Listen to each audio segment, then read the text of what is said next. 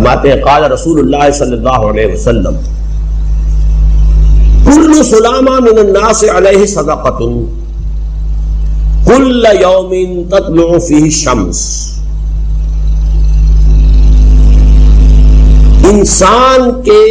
انسانوں کے ہر جوڑ پر ایک صدقہ واجب ہے.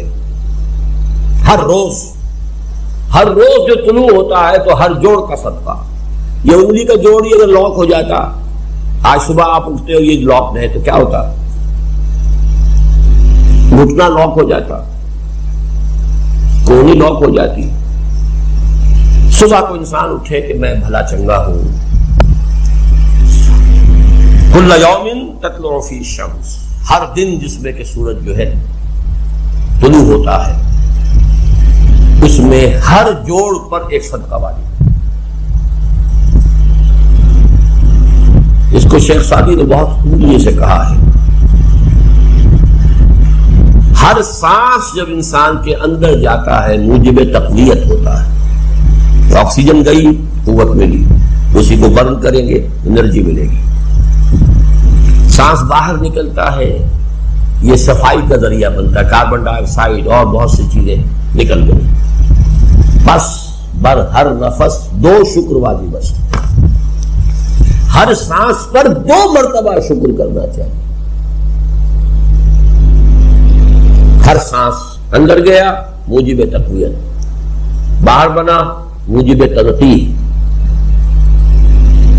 لہذا پس بر ہر نفس 2 شکر واجب ہے. تقریباً اسی طرح کا یہ معاملہ ہے. لیکن اب یہ کیسے صدقے ہوں گے؟ اس صدقے ہی کے جیسے کہ پہلے آ چکا ہے اسی کی یہ تعریف میں ہے. تعدل بین اثنین صدقۃ، 2 آدمیوں کے درمیان عدل کراؤ، فیصلہ کرا دو عدل کے ساتھ، یہ بھی صدقہ ہے. تعین الرجل فی دابتہ فتحملہ علیہا اور ترفع لہ علیہا متاعہ صدقۃ. اور تم مدد کرو کسی انسان کی اس کی سواری کے معاملے میں کہ اسے اس پر چڑھنے میں مدد دو، یا یہ کہ اس کی کوئی چیز اس کا سامان نیچے سے اٹھا کے پکڑا دو. اونٹ پر سوار ہو گیا ہے، اب نیچے سے سامان پکڑا رہے ہیں، یہ بھی صدقہ ہے. والکلمۃ الطیبۃ صدقۃ، ہر پاک بات جو اپنی زبان سے نکالو گے وہ صدقہ ہے. فلیقل خیرا او لیصمت، بات صحیح کرے، اچھی کہے یا خاموش رہے. ہر اچھی بات جو زبان سے نکلتی صدقہ ہے. وبکل خطوۃ تمشیھا الی الصلاۃ صدقۃ، اور ہر قدم جو وہ نماز کے لیے جاتا ہے تو اٹھاتا ہے یہ صدقہ ہے. وتمیت الاذی عن الطریق صدقۃ، اور راستے میں سے کوئی اذیت شے کو، اذیت بخش چیز کو دور کرتا ہے. کہیں روڑا پڑا ہوا ہے، کہیں کچھ اور ہے، کوئی ٹھوکر کھا جائے گا، تو ہو سکتا ہے تو کوئی اندھا گزرے، اس کے لیے کوئی مصیبت ہو جائے، اس کو اگر ہٹاتے ہوئے چلے گا یہ بھی صدقہ. زندگی آمد برائے بندگی، زندگی بے بندگی شرمندگی. اور اس میں جو کنفیوژن ہم نے پیدا کر دیا ہے کہ عبادت کو عبادات کے مترادف قرار دے دیا. نماز، روزہ، حج اور زکوٰۃ یہ عبادات ہیں. وہ عبادت جس کے لیے ہمیں پیدا کیا گیا ہے وہ یہ چیزیں نہیں ہیں. وہ ہے پوری زندگی میں ہمہ تن، ہمہ وقت، ہمہ جہد اللہ کی اطاعت. ہر وقت نماز تو نہیں پڑھی جاتی، ہر روز روزہ تو نہیں رکھا جاتا ہے. جی جو کہا کہ میں نے صرف تمہیں پیدا ہی اس لیے کیا کہ میری عبادت کرو، تو عبادت سے مراد یہ چیزیں نہیں ہو سکتی. یہ در حقیقت اس عبادت کے لیے سپورٹس، جیسے 4 ستون ہیں ان پر چھت ہے، چھت کو سپورٹ دینے کے لیے ستون ہے. ستونوں کی معنویت ہی تب ہے جبکہ چھت ہو، ورنہ کیا کہیں گے کس لیے کھڑے کر دیے 4 ستون؟ پاگل پن ہے کوئی؟ کس لیے؟ بٹ فار، جب تک کہ چھت کا تصور نہ ہو. شامیانے کے لیے 4 آپ نے بانس کھڑے کیے ہیں، کس لیے؟ اس شامیانے کو سپورٹ کرنے کے لیے. تو اب اس میں جو مضمون آیا وہ یہاں بھی آ گیا اس حدیث میں، قرآن مجید کی آیت میں ایاک نعبد و ایاک نستعین. یہ ہے دوسری بات جس پر کہ آج کی ہماری مرکزی جو مضمون ہے وہ یہ حدیث. تجھ ہی سے مدد مانگتے ہیں اور مانگتے رہیں گے. اللہ تعالیٰ سے مدد مانگنا. اب آپ یہ سمجھیے کہ مدد جو مانگی جاتی ہے مختلف الفاظ استعمال ہو سکتے ہیں. استعانت وہ اس حدیث میں بھی آیا، قرآن میں بھی آیا سورہ فاتحہ میں، ایاک نستعین. استمداد مدد طلب کرنا، استنصار نصرت مانگنا، استدعاء کوئی دعا کرنا کسی کام کے لیے، استغاثہ کسی کی دعائی دینا، یہ تمام ایک قبیل کی چیزیں ہیں، ان کو جمع کر دیجیے استعانت۔ اب استعانت ایک تو ہے عام مادی دنیا کے اصول کے اندر میں کسی کہوں بھائی مجھے ذرا پانی پلا دینا، یہ بھی استعانت ہی ہو گئی نا، میں نے اپنی ایک ضرورت کو پورا کرنے کے لیے اسے مدد چاہیے، اس میں کوئی شرک نہیں، کوئی برائی نہیں، معلوم ہے یہ ایک عام مادی قوانین کے تحت ہوگا۔ یہ الگ بات ہے کہ حضور کے بارے میں یہ آتا ہے صلی اللہ علیہ وسلم کہ آپ کبھی ایسے کام کے لیے بھی کسی کو نہیں کہتے تھے، یہاں تک کہ اگر آپ سواری پر ہوتے تھے اور آپ کا جو کوڑا ہے وہ نیچے گر گیا تو آپ اپنی سواری کو بٹھا کر یا اتر کر خود کوڑا اٹھاتے تھے، کسی سے کہتے نہیں تھے کہ مجھے ذرا اٹھاتا۔ یہ استدعاء، استعانت، استمداد، اس میں ایک درجے ہیں، بڑے اونچے درجے بھی ہیں، لیکن عام حالات میں ہم مادی قوانین کے تحت اگر کوئی مدد چاہے کسی سے تو کوئی بری بات نہیں، اس میں کوئی شرک نہیں، اس میں کوئی کفر نہیں، اگرچہ بعض حضرات کے نزدیک اس کا ایک درجہ ہے وہ میں بعد میں بیان کروں گا۔ لیکن یہ کہ ماورائی انداز میں کسی غیر مرئی حقیقی یا موہومہ شخصیت سے مدد مانگنا، یہ شرک۔ غیر مرئی حقیقی فرشتے ہیں، غیر مرئی ہے حقیقی، موہومہ جنہوں نے گاڈ اینڈ گاڈیسز اور آلہہ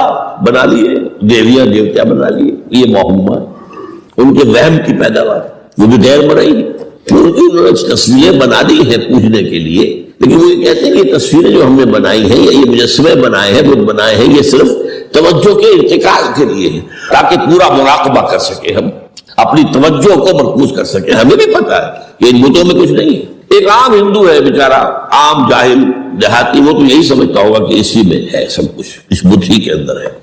لیکن جو پڑھے لکھے ہندو ہیں، جو تعلیم یافتہ لوگ ہیں، ڈاکٹر رادھا کرشنن بہت بڑا فلسفی تھا، جو آپ کو معلوم ہے بھارت کا صدر رہا ہے، بہت بڑا فلسفی، تو اس کی ایک کتاب ہے انڈین فلسفی پہ، اتنی موٹی موٹی 2 جلدیں ہیں اور بڑی باریک کھائی، اس میں اس نے کہا کہ ہم ان بتوں میں کچھ نہیں سمجھتے، یہ تو صرف کنسنٹریشن، توجہ کو مرکوز کرنے کے لیے ہم نے ان کو بنا لیا ہے تاکہ ان کے ساتھ ایک ذہنی اور روحانی رشتہ قائم کرنے کے لیے اپنی توجہات کو مرکوز کر سکیں۔ بہرحال یہ میں نے بتایا، ایک ہے غیر مرئی حقیقی، ایک ہے غیر مرئی موہومہ۔ غیر مرئی حقیقی میں فرشتے بھی ہیں، معلوم ہے یہاں موجود ہیں، کرام کاتبین ہیں، لیکن میں یہ نہیں کہہ سکتا کہ ذرا میری یہ مشکل دور کر دو، اس فرشتے سے میں مخاطب نہیں ہو سکتا، یہ شرک ہو جائے۔ حالانکہ ہمیں معلوم ہے فرشتہ ہے، فرشتے تو اس وقت ہمارے اس مجمع کو گھیرے ہوئے ہیں، حضور کی حدیث ہے، مجتمع قوم فی بیت من بیوت اللہ یتلون کتاب اللہ ویدارسونہ بینہم الا حفتھم الملائکہ وغشیتہم الرحمہ۔ جب بھی کبھی میرے گھروں سے کسی گھر میں میرے بندے جمع ہوتے ہیں قرآن کو پڑھنے اور سمجھنے کے لیے، سمجھنے سمجھانے کے لیے، تو فرشتے ان کے گرد گھیرا ڈال دیتے ہیں اور ان پر رحمت چھا جاتی ہے اور سکینت ان پر آسمان سے نازل ہوتی ہے، اور اللہ تعالیٰ ان کا ذکر کرتا ہے فی من عندہ۔ دیکھو اے فرشتوں، تم تو کہتے تھے نا کہ اے اللہ تو یہ خلیفہ بنانے چلا ہے آدم، یہ تو دنیا میں فساد مچائے گا، دیکھو وہ میرے بندے وہ کیا کر رہے ہیں۔ اللہ تعالیٰ ذکر کرتا ہے ان کا اپنی اس مجلس میں، وہ جو ملائے اعلیٰ کی مجلس ہے، جو اللہ تعالیٰ کے قریب ترین جو فرشتے ہیں، تو فرشتے ہیں لیکن مدد نہیں مانگی جا سکتی۔ اسی طرح اب ذرا مسئلہ دوسرا وہ مختلف سی ہو جائے گا، میں نے پہلے وہ بات کی جس میں اختلاف کا امکان ہے، فرشتے تو ہے، ان پر ہمارا ایمان ہے، اور اصل میں ایمان بالملائکہ ہی کی شکل بگڑی ہے، یہ جو گاڈ اور گاڈیسز بنا لیے گئے اور دیوی اور دیوتا بنا لیے گئے اور آلہہ بنا لیے گئے، ملائکہ ہی کی، ملائکہ کو اللہ نے ایک ایک کام کے اوپر معمور کیا ہوا ہے، یہ پہاڑوں کا فرشتہ ہے، یہ بارش کا فرشتہ ہے، یہ فلاں کا فرشتہ ہے، انہوں نے انہی کو دیوتا بنا لیا، بس غلطی کیا لگی کہ ان کا کوئی اختیار بھی ہے۔ ہمارا ایمان کیا؟ فرشتوں کا اختیار کوئی نہیں، یفعلون ما یؤمرون، جو اللہ حکم دیتا ہے کرتے ہیں، ان کا کوئی اختیار، بس یہ باریک سا پردہ ہے، یہی ایمان بالملائکہ بن گیا ہے، دیویوں دیوتاؤں کی شکل اختیار کی۔ عرب کے لوگ خدا کی بیٹیاں کہتے تھے، یہ فرشتے خدا کی بیٹیاں ہیں، ان کے نام پر لات، یہ مؤنث نام ہے، لات، عزا عزیز کا مؤنث ہے، منات، یہ سب مؤنث نام، یہ دیویاں ہیں، یہ اللہ کی بیٹیاں ہیں، فرشتے ہیں اس میں۔ تو میں نے کہا کہ پہلے میں نے بات کی ہے وہ غیر مرئی کہ جو یقینی ہیں، متفق علیہ ہیں، فرشتے ہیں، ایک ہے مختلف فی، وہ یہ ہے کہ اولیاء اللہ کی ارواح بھی، ان کو بھی، یہ اگر یہ قول امام الہند شاہ ولی اللہ دہلوی کا نہ ہوتا تو میں کبھی اس کو تسلیم نہ کرتا۔ ان کا قول ہے کہ اللہ تعالیٰ اپنے جو بڑے محبوب بندے ہوتے ہیں ان کے انتقال کے بعد ان کی ارواح کو بھی فرشتوں کے جو درجہ اسفل ہے، سب سے نچلے درجے کے جو فرشتے ہیں ان میں شامل کر دیتے ہیں، اور اللہ کے احکام کی جیسے تنفیذ وہ فرشتے کرتے ہیں وہ بھی کرتے ہیں۔ اب یہ مختلف یہ مسئلہ ہو گیا، سب کے نزدیک نہیں ہے ایسا، لیکن یہ کہ بعض کے نزدیک شاہ ولی اللہ کہہ رہے ہیں تو اس کو تو ہم اٹھا کر ردی کی ٹوکری میں تو نہیں پھینک سکتے بات، لیکن ان کو بھی نہیں پکارا جائے گا۔ وہ ہے، وہ بھی اللہ کی سول سروس کے اندر بھرتی ہو گئے سول سروس ہے نا، اس کے کارڈرز ہیں ہمارے یہاں۔ پٹواری سے آپ چلیں گے تو ریونیو کا محکمہ جو ہے، پٹواری پر گرداور اور گرداور سے گرداور، قانون گو اور اس سے اوپر اور نائب تحصیلدار، یہ چلے گا۔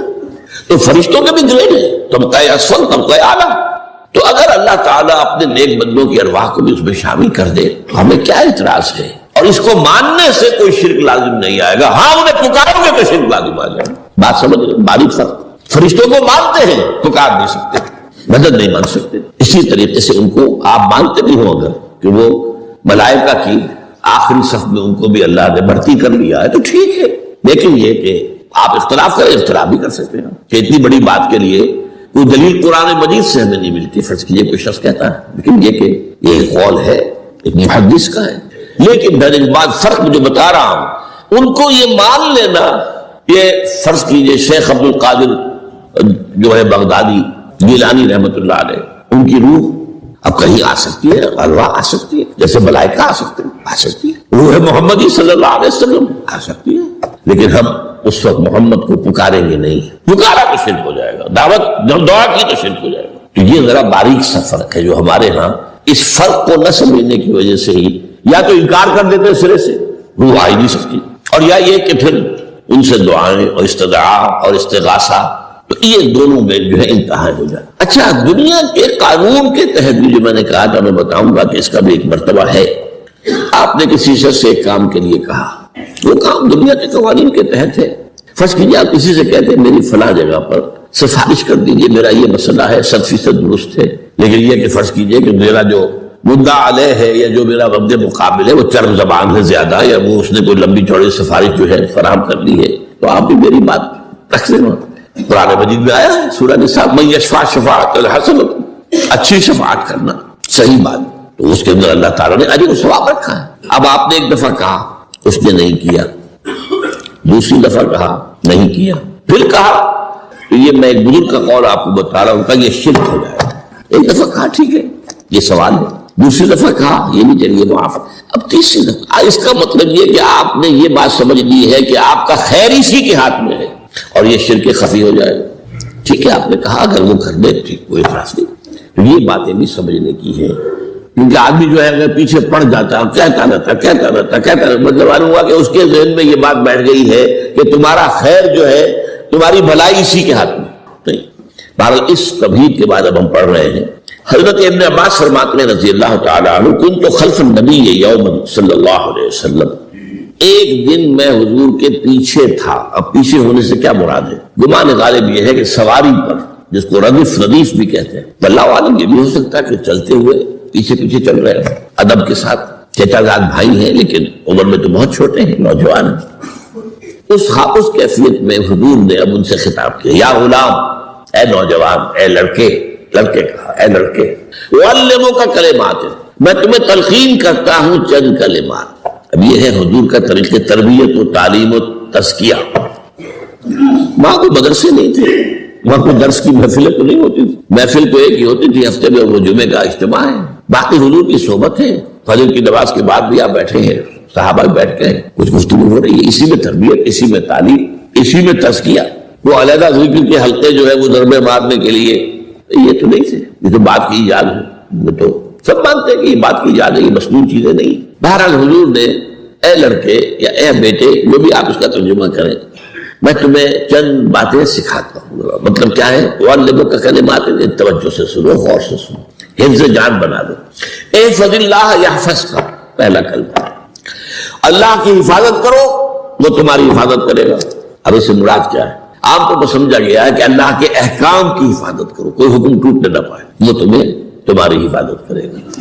اور ایک مفہوم یہ بھی ہو سکتا ہے اللہ کو اپنے دل میں محفوظ رکھو، اس کی یاد سے اس دل کو، اس خانہ قلب کو خالی نہ ہونے دو، مستحضر رکھو اللہ کو اپنے دل، تو اللہ تمہاری حفاظت کرے گا، اللہ تمہیں یاد رکھے گا۔ اور حدیث قدسی میں یہ الفاظ آئے، میرا بندہ جب مجھے اپنے دل میں یاد کرتا ہے میں بھی اسے اپنے دل میں یاد کرتا ہوں۔ جب میرا بندہ کسی محفل میں میرا ذکر کرتا ہے میں اس سے کہیں بہتر محفل میں اس کا ذکر کرتا ہوں۔ اللہ کی محفل تو ملائے اعلیٰ کی ہے، ملائکہ مقربین کی ہے۔ وہ جو امیر خسرو کا شعر ہے وہ پتہ نہیں کس کیفیت میں انہوں نے کہا ہے، خدا خود میر محفل بود اندر لا مکان خسرو، محمد شب محفل بود شب جائے کہ من بودم۔ اے خسرو، رات میں جہاں تھا وہ رات کوئی کیفیت تھی جو گزری ہے، وہ ایک لامکان کی محفل تھی۔ اب مکان نہیں ہے، لامکان ہے، مادی نہیں ہے وہ۔ اس کی محفل میں میر محفل اللہ تھا اور شمع محفل محمد ہے صلی اللہ علیہ وسلم۔ خدا خود میر محفل بود اندر لامکان خسرو، محمد شمع محفل بود شب جائے کہ من بودم۔ بہرحال اللہ کو تم اپنے دل میں مستحضر رکھو، اللہ تعالیٰ تمہیں بھی یاد رکھے گا۔ دوبارہ فرمایا احفظ اللہ تجدہ امامک تجاہک، اللہ کو یاد رکھو تو اپنے سامنے موجود پاؤ گے، جب چاہو دعا کرو۔ وہ جو بات کہا ہے کہ دل میں ہے، جب چاہو مخاطب ہو جاؤ۔ دل کے آئینے میں ہے تصویر یاد، جب ذرا گردن جھکائی دیکھ لی، کہیں دور تو نہیں۔ نحن اقرب الیہ من حبل الورید، تمہارے دل میں اللہ ہے تو کہاں جا رہا ہے اس کو ڈھونڈنے کے لیے؟ اپنے دل میں۔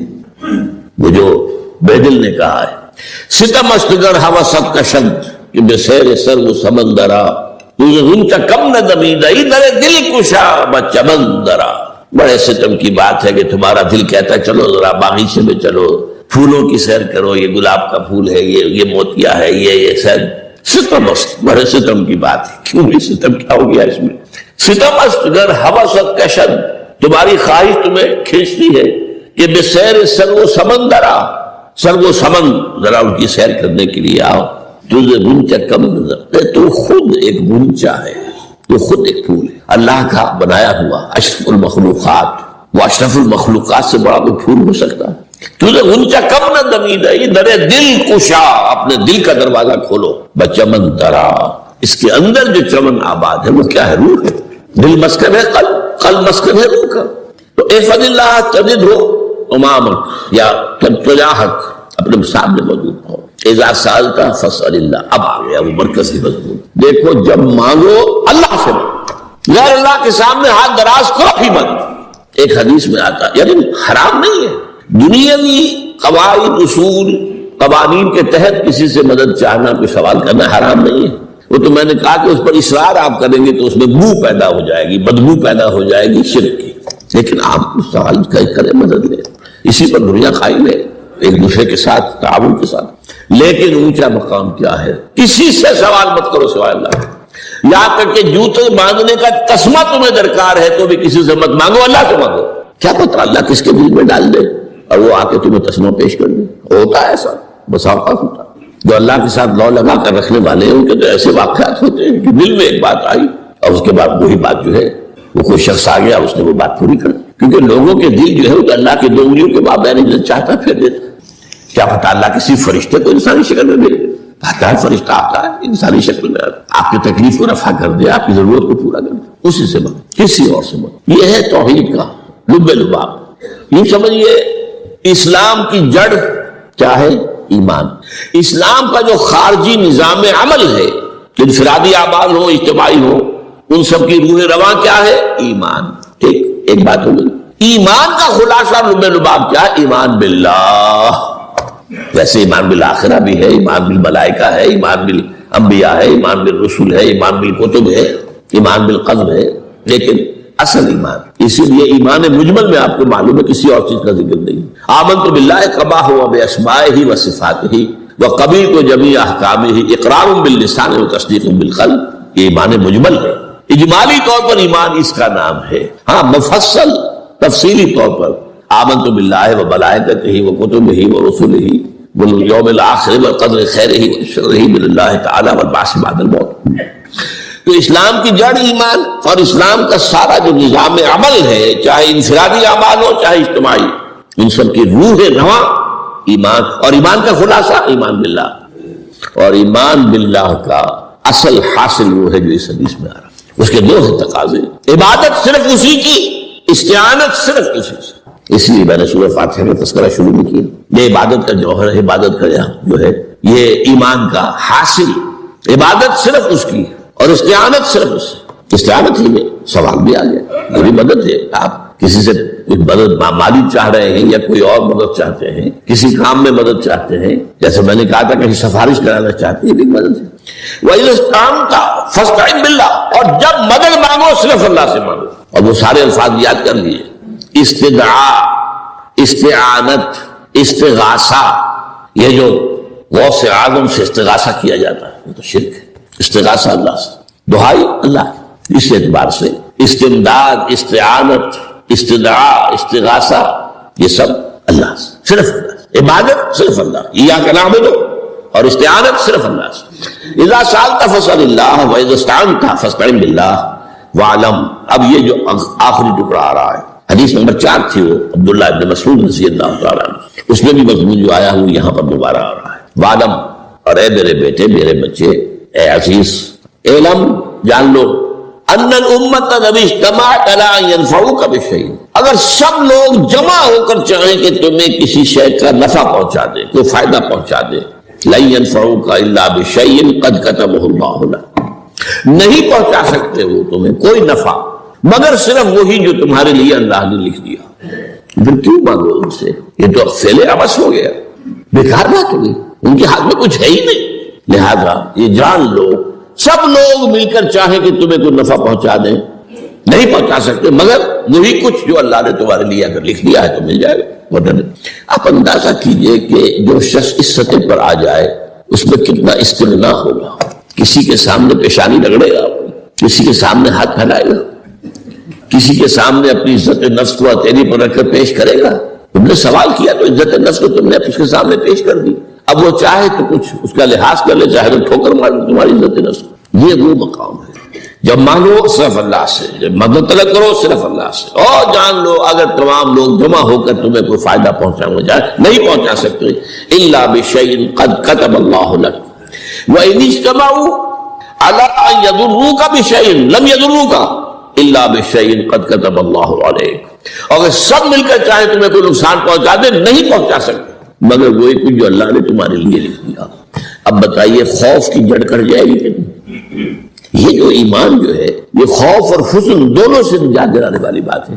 جو حقیقی مومن ہے وہ اللہ کا ولی ہے، حقیقی مومن وہ اللہ کا ولی ہے. اور الا ان اولیاء اللہ لا خوف علیہم ولا هم يحزنون. یہ اولیاء اللہ کو علیحدہ مخلوق نہیں ہے، کوئی ان کے سر پہ سینگ نہیں ہوتے، انسان ہی ہوتے ہیں. لیکن حقیقی معنی میں مومن ان اعتبارات سے جو آج ہم پڑھ رہے ہیں، ایمان اس درجے کا پہنچ گیا تو اللہ کا ولی ہے.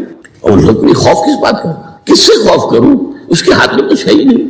اور اگر کچھ اللہ نے میرے لیے لکھ دیا وہ آ کر رہے گا، چاہے میں لاکھ گڑ گڑاؤں اس کے سامنے یہ چھوڑ دے. اگر اللہ نے لکھا ہوا ہے وہ تو آئے تو کاہے کو اس کے سامنے گڑ گڑانا، کاہے کو جب بسائی کرنا اس کے سامنے. اور کسی کے ہاتھ میں کچھ ہے ہی نہیں، میرا خیر ہے ہی نہیں، کاہے کو خوشامد کرو اس کی. اور سنیے، رفعت الاقلام، دیکھو نوجوان، قلمیں اٹھا لی گئی ہیں، وجفت الصحف، اور جو رجسٹر ہیں صحیفے ان کی سیاہی خشک ہو چکی. یہ ہے وہ اللہ کا علم قدیم جس میں ہر شے لکھ دی گئی. اس کی قلم اٹھا لیے گئے. جیسے آپ کو معلوم ہے امتحان ہوتا تھا، 3 گھنٹے ختم ہو گئے، اسٹاپ رائٹنگ، بس اب قلم رک جانا چاہیے. وہ قلم تو تقدیر کا کاتب جو ہے وہ قلم اس کا اب اٹھا لیا گیا. اور جو صحیفے جن پر لکھا گیا وہ خشک بھی ہو گئے. یہ تو روایت ہے جو امام ترمذی نے جس کو روایت کیا، یہ متن ان کا ہے جو ہم نے پڑھا ابھی، اور ان کا قول یہ ہے کہ یہ حدیث حسن صحیح ہے. لیکن یہی روایت اور انہی راوی سے عبداللہ ابن عباس سے رضی اللہ تعالیٰ عنہما اور بھی محدثین نے کی ہے. تو اس میں سے ایک اور متن جو ہے وہ یہاں پر امام نووی نے دے دیا ہے. احفظ اللہ تجد امامک، یہ تو پہلا وہ ٹکڑا تھا. وقت تو جاہک تھا، یہاں امامک ہے. امام مطلب ایک ہی ہے، اپنے سامنے پاؤ.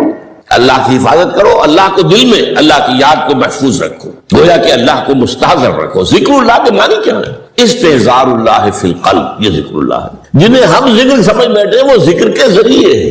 اقیم الصلاۃ لذکری، نماز قائم کرو میری یاد کے لیے. نماز ذریعہ ہے یاد کا. یہ علیحدہ بات ہے کہ آپ نے 17 رکعتیں بھی پڑھ لی ہو جو عشاء کی اور یاد آپ کو آئی نہیں کوئی. آپ تو ایک میکینیکل انداز میں جو ہے وہ اٹھک بیٹھک کر رہے ہیں اور آپ کی زبان سے کچھ بھی نکل رہا ہے، تو اس کا آپ کے شعور سے، دل کی گہرائی سے کوئی رابطہ ہے ہی نہیں، وہ ذکر تو نہیں ہوا۔ ہاں نماز فرض تھی، وہ ادا ہو گئی، آپ کی فرض ادا ہو گئی۔ تو جنہیں ہم نے جنہیں ذکر سمجھا وہ ذرائع ذکر، اللہ اللہ سبحان اللہ زبان سے، یہ تاکہ اس کے نتیجے میں وہ ذکر حاصل ہو جائے۔ استحضار اللہ فی القلب، ذکر کی معنی ہے استحضار اللہ فی القلب، تعرف الی اللہ فی الرخاء۔ اور دیکھو کشادگی کے وقت میں تم اللہ کو یاد رکھو، اللہ کی طرف رجوع کیے رہو، بھول نہ جاؤ۔ وہ نہ ہو جو کبھی کہا تھا بہادر شاہ ظفر کے اشعار میں سے بہت دور کا شعر ہے، ظفر آدمی اس کو نہ جانیے چاہے کتنا ہی رو فام و دکا، جسے عیش میں یاد خدا نہ رہی، جسے تیش میں خوف خدا نہ رہا۔ وہ ہے کشادگی کی حالت میں، جب کہ تمہارے لیے کشادگی ہے، اللہ کی طرف رجوع کیے رکھو۔ یعرف کا فی الشدہ، تو اللہ اپنی توجہ تم پر رکھے گا شدت کے وقت میں، جب تمہیں کوئی تکلیف ہے، اس تکلیف کو تم پر آسان کر دے گا۔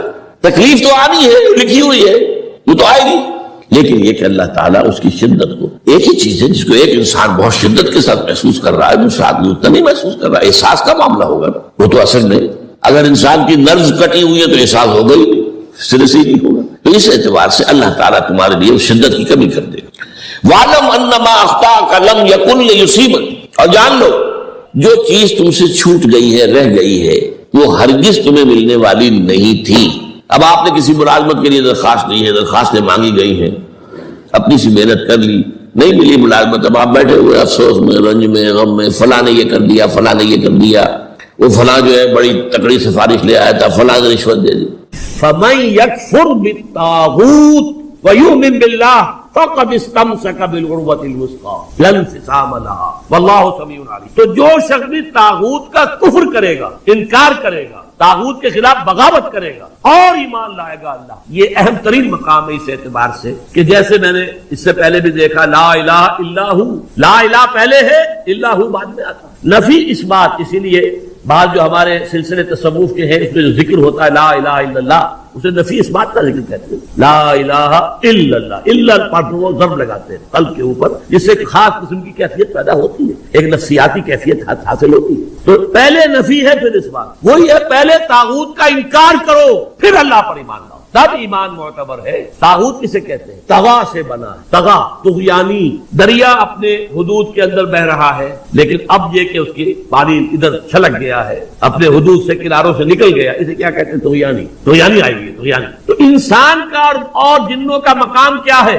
وما خلقت الجن والانس الا ليعبدون، میں نے نہیں پیدا کیا جنوں اور انسانوں کو مگر اس لیے کہ میری بندگی کرے۔ جو حد بندگی سے تجاوز کرے گا وہ طاغوت ہے، چاہے وہ ایک فرد ہو، کوئی ادارہ ہو، کوئی ریاست ہو۔ میں نے یہ تین چیزیں گن دی ہیں۔ انفرادی حیثیت سے میں اپنے حد بندگی سے تجاوز کرتا ہوں، اگر زندگی آمد برائے بندگی، زندگی بے بندگی شرمندگی، اگر میں حد بندگی سے تجاوز کر گیا تو میں طاغوت ہوں۔ کوئی ادارہ آپ نے بنایا ایسا جس میں لمیٹیشن نہیں ہے اللہ کے احکام کی، بلکہ اس کے اندر آپ نے اپنی اتھارٹی جو ہے وہ بڑی مطلق رکھی ہوئی ہے، طاغوت ہے۔ ریاست آپ نے قائم کی، حاکمیت عوام کے لیے یا حاکمیت کسی ایک خاندان کے لیے، وہی طاغوت ہے۔ اس کی نفی، اس کا انکار، اس کے خلاف بغاوت کر کے ایمان لاؤ گے تو ایمان معتبر ہے۔ اور اگر طاغوت سے دوستی بھی چل رہی ہے، طاغوت کی چاکری بھی ہو رہی ہے، انگریز کی ملازمت بھی کر رہے ہیں، انگریز کی فوج میں شامل ہو کر خانہ کعبہ پر جا کر گولیاں بھی چلا رہے ہیں، انگریز کی فوج میں شریک ہو کر اور جنرل ایلن بی کو یروشلم کا قبضہ لے کر دے رہے ہیں، لیکن ساتھ ہی تہجد بھی پڑھ رہے ہیں۔ ایسے تھے فوجی مسلمان بلوچ ریجمنٹ کے اور پنجاب کے، بڑے لمبے لمبے بال، زلفیں رکھی ہوئی ہے، نمازی ہے، اور یہ تاجر ہے کہاں؟ انگریز کی فوج میں۔ یہ تو طاغوت کی چاکری کر رہے ہو بھائی، طاغوت کے ساتھ تعاون۔ حال یہ ہے کہ حضور فرماتے ہیں من مشى مع فاسق ليقويه فقد اعان على هدم الاسلام، جو شخص کسی فاسق و فاجر انسان کے ساتھ چلے اسے تقویت پہنچانے کے لیے، اس نے اسلام کی عمارت کو جڑوں سے کھودنے میں مدد، منہدم کرنے میں مدد۔ من مشى صرف چلنا، آپ کسی کے ساتھ چلتے ہیں تاکہ تقویت اسے ہو جائے، لوگوں کو معلوم یہ بھی ان کے ساتھ ہے۔ من مشى مع فاسق، فاسق کافر بھی نہیں، فاسق، ليقويه تاکہ اسے تقویت پہنچائیں، فقد اعان علی ہدم الاسلام، اسلام کی عمارت کو جڑوں سے کھود کر گرانے میں مدد کی۔ ایک اور حدیث میں آیا اذا مدح الفاسق، جب کسی فاسق کی مدح کی جاتی ہے، غضب اللہ تعالی واہتز لہ العرش، اللہ تعالیٰ انتہائی غضبناک ہوتے ہیں اس درجے کہ عرش کانپنے لگتا ہے، تھرا اٹھتا ہے عرش، اتنا غضب آتا ہے اللہ کہ ایک شخص میرا باغی ہے، میرا فاسق ہے، فاجر ہے، اور اس کی مدح کی جا رہی ہے۔ اب اس کی روشنی میں آپ اپنے طرز عمل کا جائزہ لیجیے، لگے ہوئے ہم اسی نظام کی چاکری میں، اسی نظام کو تقویت پہنچانے میں۔ کہاں ہے اللہ کے ساتھ؟ ان سے ہم نے کہاں بغاوت کی؟ بغاوت کے کم سے کم یہ سمجھیے 3 درجے ہیں۔ سب سے کم کیا ہے؟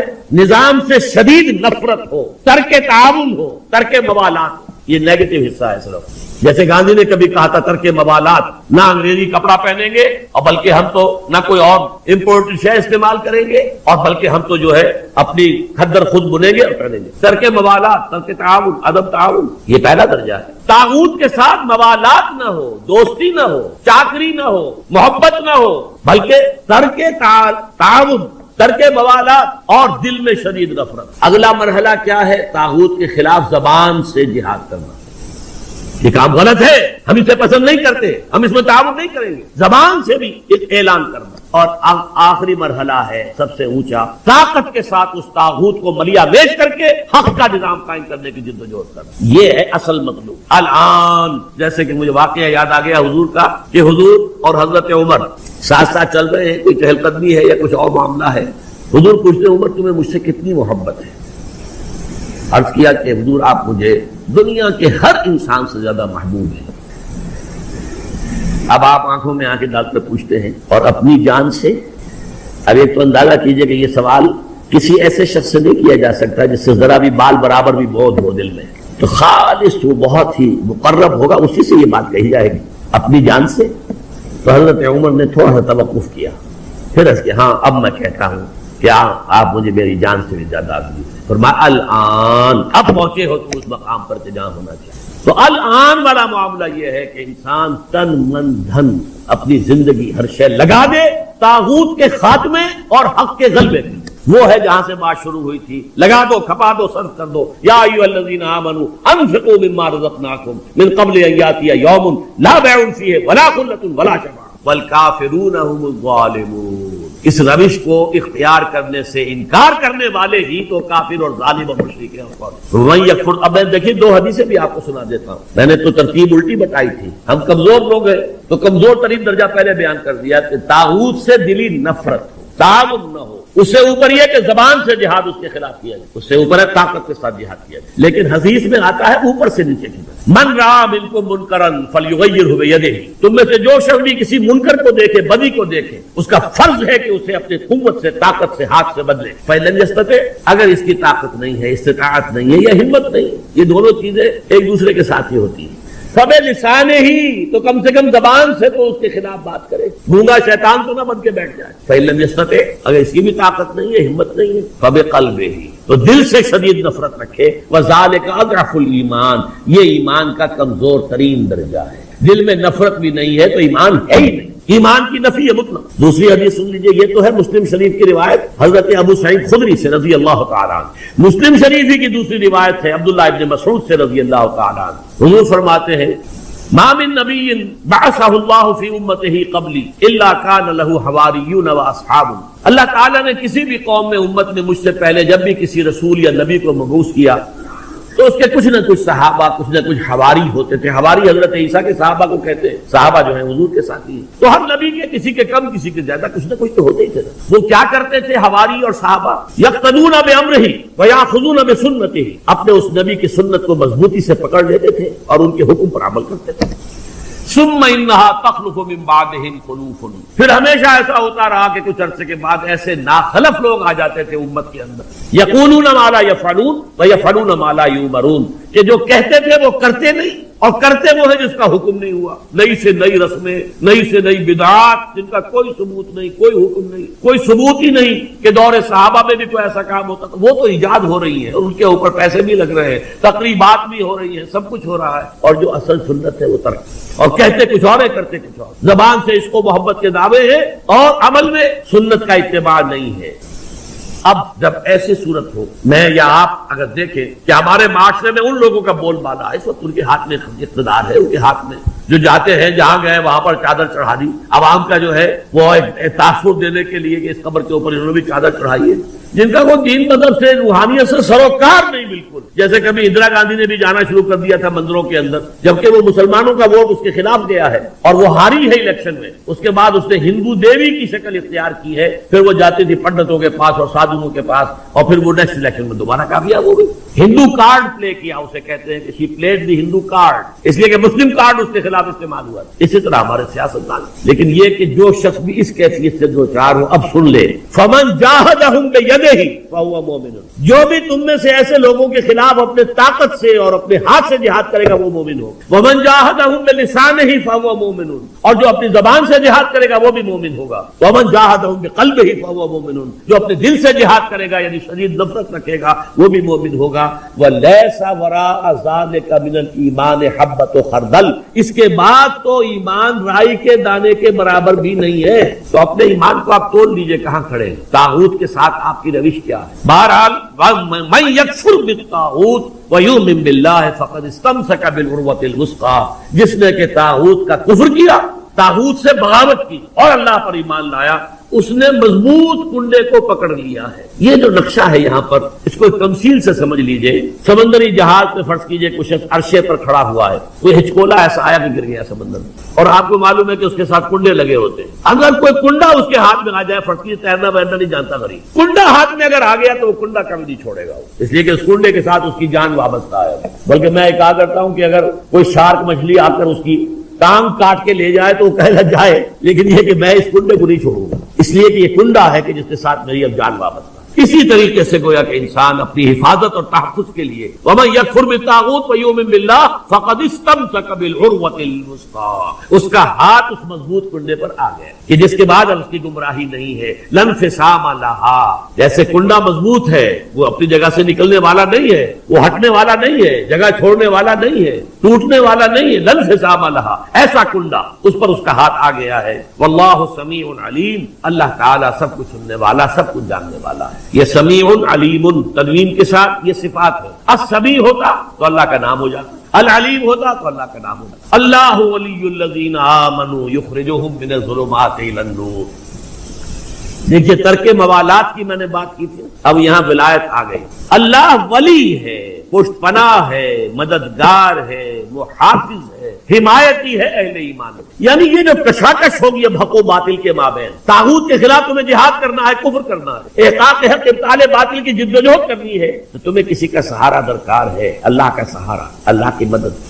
جیسے حضور سے بھی کہا گیا وَاصْبِرْ وَمَا صَبْرُكَ إِلَّا بِاللَّهِ، اے نبی صبر کیجئے اور آپ کا صبر تو اللہ ہی کے سہارے پر قائم ہے، قوت تو آپ کو اللہ سے ملتی ہے. مسلمانوں سے کہا گیا وَاسْتَعِينُوا بِالصَّبْرِ وَالصَّلَاةِ، مدد حاصل کرو صبر سے بھی اور نماز. تو اسی طرح فرمایا اللہ کی مدد شامل حال رہے گی. اللہ ولی الذین آمنوا، اللہ ولی ہے اہل ایمان کا. اور یہ رشتہ جو ہے موالات باہمی یا جسے ولایت باہمی کہتے ہیں. یہاں بھی ذرا سمجھ لیجئے، دو لفظ ہیں ہمارے ہاں، لوگ اس کو ایک دوسرے میں کنفیوز کر دیتے ہیں. ایک ولایت ہے، ولایت واو کے زبر کے ساتھ، یہ والی سے بنا ہے، والی، والی دمشق یعنی حاکم دمشق، تو ولایت کہتے ہیں حکومت کو. اور ولی سے بنا ولایت، ولایت باہمی. جیسے اللہ یہاں دوست ہے اہل ایمان کا، اہل ایمان دوست ہے اللہ. الا ان اولیاء اللہ لا خوف علیہم ولا هم يحزنون الذین آمنوا وكانوا يتقون لهم البشرى فی الحیاۃ الدنیا والآخرہ. آگاہ ہو جاؤ کہ اللہ کے دوست جو ہیں یعنی اہل ایمان، ان کے لیے نہ خوف ہے اور نہ کوئی حزن ہے. اور یہ کون ہے؟ یہ ولی کوئی علیحدہ نوع نہیں ہے، کوئی اسپیشیز علیحدہ نہیں ہے، انسانوں ہی میں سے ہوتے ہیں. ان کے سروں پر کوئی سینگ نہیں ہوتے، عام انسان ہوتے ہیں. البتہ کیا؟ الذین آمنوا وکانوا یتقون، ایمان اور تقوی، ایمان لائے اور ایمان حقیقی، اور تقوی ہے انہیں پش کر رہا ہے. ثم اتقوا وآمنوا ثم اتقوا واحسنوا واللہ یحب المحسنین. یہ ایمان اور تقوی ہے تو وہی اللہ کا ولی ہے. الا ان اولیاء اللہ لا خوف علیہم ولا هم يحزنون الذین آمنوا وکانوا یتقون لهم البشرى فی الحیاۃ الدنیا والآخرہ. ان کے لیے تو بشارت ہی بشارت ہے دنیا کی زندگی میں بھی اور آخرت میں. تو وہ ہے ولایت، اللہ کے بندے اللہ کے ولی ہیں، صاحب ایمان. یہاں اللہ ولی ہے اہل ایمان. جو بھی وہ طاغوت کے خلاف جد و جہد کریں گے، کشاکش کریں گے، محنت کریں گے، انفاق جان و مال کریں گے، انفاق مال اور بذل نفس کریں گے، وقت خرچ کریں گے، اپنی قوتیں لگائیں گے، جان و مال کے اوپر خطرات مول لیں گے، اپنی اولاد کو انویسٹ کریں گے، تو اللہ تعالیٰ ان کی مدد کرے گا، پشت پناہ ہوگا قدم قدم پر۔ اللہ ولی الذین آمنوا یخرجہم من الظلمات الی النور، اور وہ انہیں نکالتا رہتا ہے اندھیروں سے روشنی کی طرف۔ یہ نوٹ کر لیجئے، کئی دفعہ پہلے بھی میں نے کہا ہے، قرآن مجید میں نور ہمیشہ واحد آیا ہے، انوار کا لفظ آیا ہی نہیں، اور ظلمات ہمیشہ جمع آیا ہے، ظلمت کا لفظ آیا ہی نہیں۔ ظلمات بعضها فوق بعض، سورہ نور میں نور علی نور، نور پر نور، وہاں دونوں جو ہے نور واحد ہے، اور یہ ظلمات بعضها فوق بعض، تہ پر تہ گمراہیاں اور اگیارے ہیں ایک دوسرے کے اوپر چڑھے ہوئے۔ تو یہاں بھی فرمایا اللہ نکالتا رہتا ہے انہیں۔ یہ فعل مضارع ہے، فعل مضارع میں دوام اور تسلسل ہوتا ہے، مسلسل، اس لیے کہ ایسا نہیں ہے کہ بس یہ ایک مرحلے پر آپ جو ہے اندھیرے سے نکل کے روشنی میں آ گئے، اس لیے کہ بہت سے اندھیارے اندر ہو سکتے ہیں کہ ابھی ہوں، جیسے میں نے ابھی بتایا، شاید ابھی اپنی جان سے زیادہ عزیز اللہ اس کے رسول نہ ہو، شاید، اور ہر ایک سے زیادہ عزیز تو ہو گئے، شاید کہ کوئی اور آپ کو اللہ سے زیادہ عزیز ہو۔ یہی تو امتحان تھا، آخری سب سے مشکل، سب سے کڑا، سب سے بھاری امتحان جو لیا ابراہیم کا، اکلوتا بیٹا 13 برس کی عمر، دعائیں مانگ مانگ کر جو لیا تھا، ذبح کرو اسے۔ ایسا تو نہیں کہ اس اکلوتے بیٹے کی محبت ہماری محبت سے بڑھ گئی، اکلوتا بیٹا، اندازہ کیجئے 100 برس کی عمر کا بوڑھا آدمی، اور بوڑھے کا دست و بازو بنا ہے بیٹا 13 برس کا، اکیلا بیٹا، ابھی حضرت اسحاق کی پیدائش نہیں ہوئی، تب تو ذبح تیار ہو گئے۔ اسی لیے رحمت خداوندی چیخ اٹھی، یا ابراہیم قد صدقت رؤیا، بس تم نے جو ہے چھری چلا دی، تم نے اپنا خواب پورا کر دیا، بس آگے نہیں۔ گویا کہ میں نے اس میں لکھا تھا، میرا مضمون ہے کہ یہاں ممتحن نے بس کی ہے، جس کا امتحان لیا جا رہا تھا اس نے بس نہیں، ممتحن نے کہا بس اس سے آگے نہیں۔ تو سمجھ لیجئے کہ یہ امتحانات ہوتے ہیں، آدمی کو نکلنا ہوتا ہے۔